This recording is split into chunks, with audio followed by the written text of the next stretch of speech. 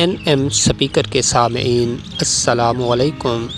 سامعین، قرآن مجید اللہ پاک کی طرف سے نازل کی جانے والی آخری کتاب ہے جس میں تمام شعبہ زندگی میں انسان کے لیے مکمل رہنمائی موجود ہے، اور قرآن مجید میں سابقہ انبیاء کے احوال زندگی بھی بیان کیے گئے ہیں۔ تو سامعین، آج کی ہم اس ویڈیو میں سورۃ الرعد کی کچھ آیات کی شان نزول کا ذکر کریں گے، تو آپ حسب روایت چینل کو سبسکرائب کر لیجئے تاکہ آپ اسلامک انفارمیٹیو ویڈیو سے مستفید ہو سکیں۔ تو بڑھتے ہیں ویڈیو کی طرف۔ وَيُسَبِّحُ الرَّعْدُ بِحَمْدِهِ وَالْمَلَائِكَةُ مِنْ خِيفَتِهِ وَيُرْسِلُ الصَّوَاعِقَ فَيُصِيبُ بِهَا مَن يَشَاءُ وَهُمْ يُجَادِلُونَ فِي اللَّهِ وَهُوَ شَدِيدُ الْمِحَالِ۔ ترجمہ: اور رعد اور فرشتے سب اس کے خوف سے اس کی تسبیح و تحمید کرتے رہتے ہیں، اور وہی بجلیاں بھیجتا ہے، جس پر چاہتا ہے وہ گرا بھی دیتا ہے، اور وہ خدا کے بارے میں جگرتے ہیں، اور وہ بڑی قوت والا ہے۔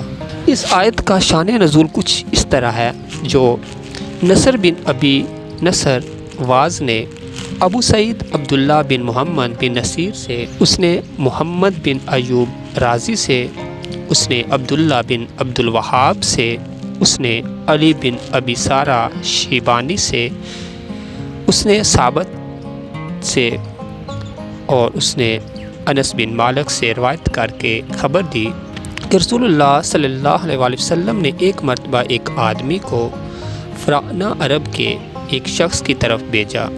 آپ نے اسے فرمایا کہ جاؤ اور اس شخص کو بلا کر لاؤ۔ اس شخص نے کہا کہ یا رسول اللہ، وہ شخص بہت زیادہ سرکش ہے، وہ نہیں آئے گا۔ آپ صلی اللہ علیہ وسلم نے فرمایا کہ تم جاؤ اور اسے بلا لاؤ۔ راوی کا کہنا ہے کہ وہ آدمی چلا گیا اور اس شخص سے جا کر کہا کہ تجھے رسول اللہ صلی اللہ علیہ وسلم بلاتے ہیں۔ اس شخص نے بھیجے جانے والے آدمی سے سوال کیا کہ اللہ کیا ہے؟ کیا وہ سونے کا بنا ہوا ہے یا چاندی کا یا تانبے کا؟ راوی کا کہنا ہے کہ یہ آدمی واپس رسول اللہ صلی اللہ علیہ وسلم کے پاس چلا گیا اور جا کر سارا قصہ بیان فرما دیا۔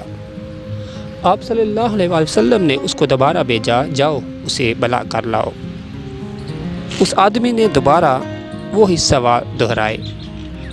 وہ آدمی پھر آپ صلی اللہ علیہ وسلم کے پاس آ کر کہا کہ یا رسول اللہ، وہ اس طرح کے سوال کرتا ہے۔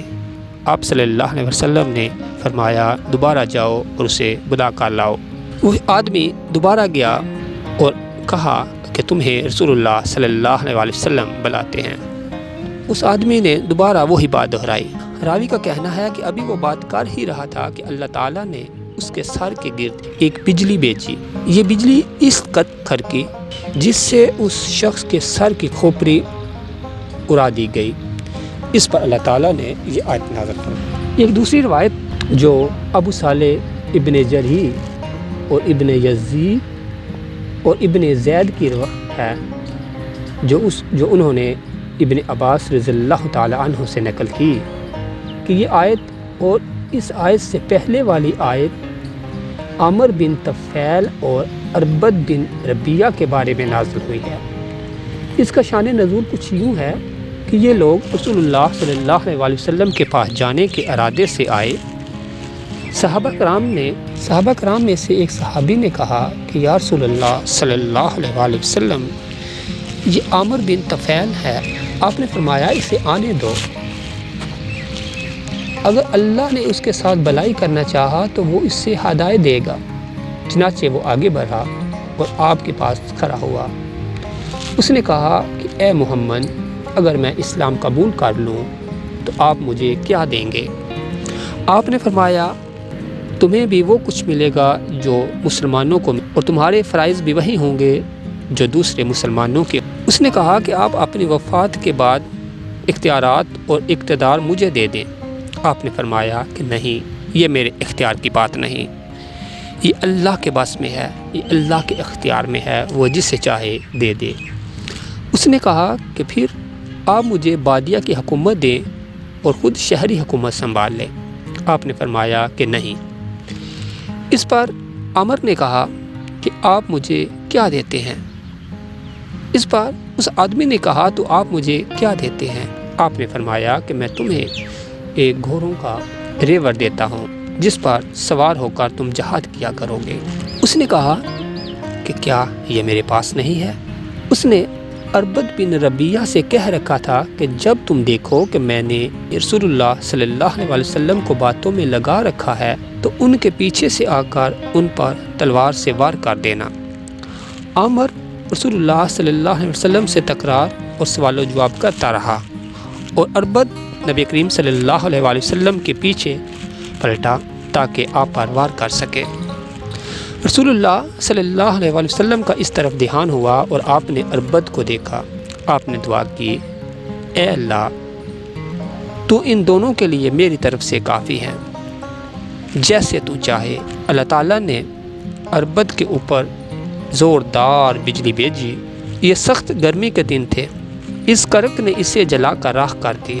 عامر دوڑ کر بھاگ گیا اور اس نے کہا کہ اے محمد، آپ نے اپنے رب سے دعا کی تو اس نے اربد کو قتل کر دیا۔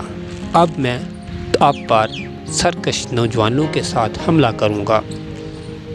رسول اللہ صلی اللہ علیہ وسلم نے فرمایا، اللہ تعالیٰ تم کو اس کام سے روک دے گا اور تمہیں قبیلہ کے بیٹے یعنی اوس اور خزرج اس کام سے روکیں گے۔ راوی کا قول ہے کہ عامر ایک سلولی عورت کے گھر اترا۔ جب صبح ہوئی تو اس نے اپنا اسلحہ اٹھایا اور یہ کہتا ہوا نکلا کہ لات اور عزا کی قسم، اگر محمد اور اس کا ساتھی یعنی ملک الموت میری طرف آئے تو میں ان دونوں کو اپنے نیزے سے قتل کر دوں گا۔